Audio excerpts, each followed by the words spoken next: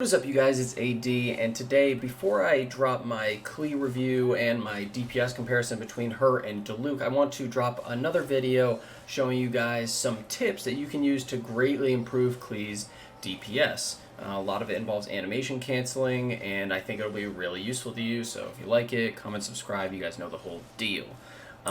So first off, also, shout out to Jeremy Hiskar. He is the one who allowed me to hop into his world and actually get my KLEE Ascension materials because the cooldown on those mushrooms is ridiculously long. But anyway, so KLEE, what you need to know about her, right, is that her normal attacks do a good amount of damage. Her first hit does 100%, second hit does less, third hit does the most, and her charge attack is obviously her bread and butter, so to speak.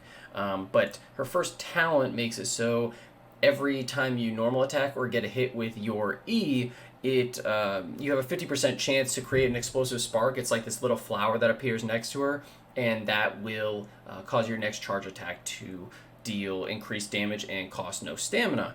And so one of the things that people complain about with KLEE is like she's clunky or her animations are like long or whatever. But and so just so you can see, you know, this is her charge attack animation and this is her throwing animation. Well, you know, the ideal scenario, 50% uptime on that is like incredibly high. So you're going to want to be rotating between throwing a normal attack and throwing a charge attack, ideally. And so if you just do that, it's somewhat slow, right? If you're going and just doing your normal attacks. But what you can do is you can animation cancel it so that you basically throw your charge attack out, and as your charge attack is coming out, you're throwing another normal attack. And you can just, if you practice it, you can just cycle through incredibly fast, and she gets some really insane DPS without having to use any of her abilities. So to demonstrate, I've moved locations a little bit just so that you guys can actually see better. But the timing is a little interesting, right? Normally, like if you're playing Ning Wong, if you go and you hold forward, it kind of animation cancels her her weight animation. But the problem is when you do that with charge attacks, it kind of causes like this weird delay, and sometimes you end up like almost canceling it. So what you actually want to do is like you don't really want to be pressing your directional keys much when you're doing this. And the timing is like you do charge attack, you want to wait like a millisecond and then execute a light attack almost like just as her arm is coming down to throw her other bomb. And so it looks a little bit like this.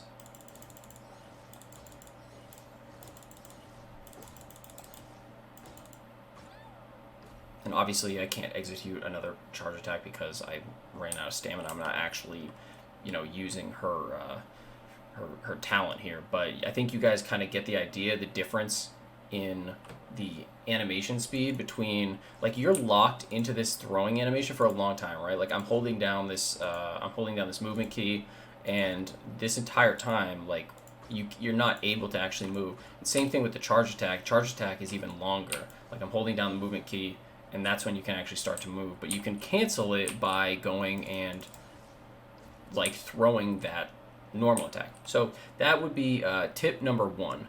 And then tip number two is another similar animation cancel, except this is just with her normal attacks. Her normal attacks, like I showed you before, the first hit is 100% or 101%, whatever, you know, level you have it at. Her second hit is actually lower, and her third hit does 126, which is the most. But again, your biggest, you know, your bread and butter is your charge attack. So if you're actually, you know, say you're going and you're doing that mix up like I did before, or you just don't want to, you know, kind of become a turret and do all that damage, you want to be like moving around and stuff, you don't really want to be using her 2-hit and her 3-hit as much, right? You want to be using her charge attack, or you want to be doing fast 100% hits.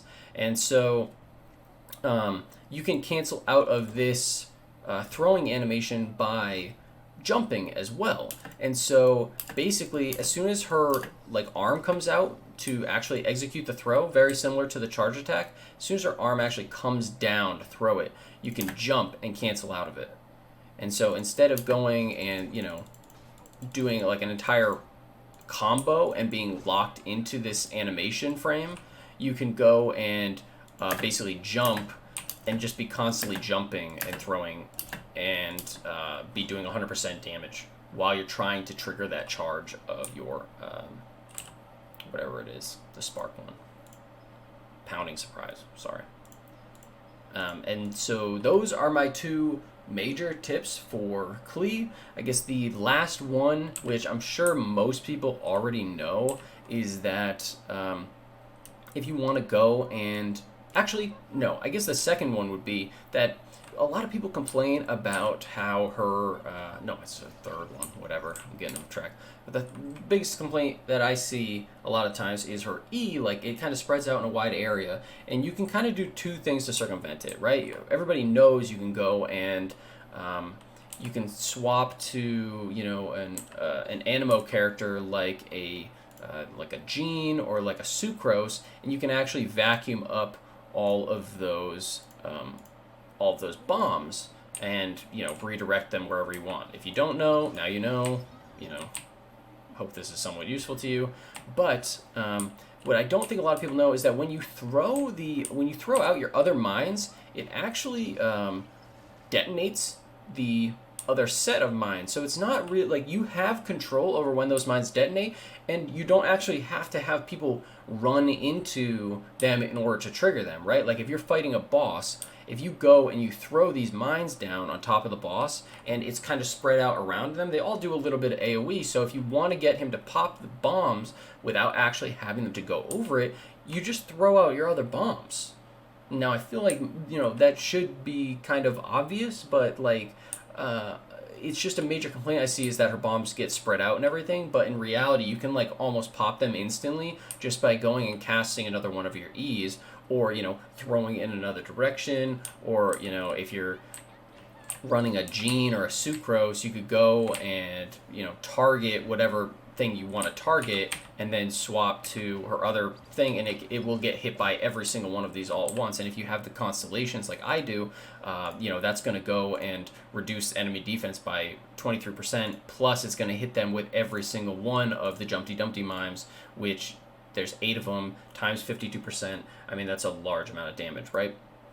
So that is something to keep in mind. Also, just going along with this, people are, you know, don't like that Venti can't suck up these mines, and I totally get that, but I do think it's a bug. In the Chinese beta, I do believe that at some point he was able to do this with his ult, and it only makes sense that he would be able to, but also that doesn't mean you can't run Venti in your comp, right? Like, what does Venti's ult actually do? It pulls enemies in, and so, like, and what are these? They're mines. You don't need them to physically be inside of the vacuum for them to be picked up, right? Like, you can just go and drop a Venti ult, and it will drag the enemies through the mines, people.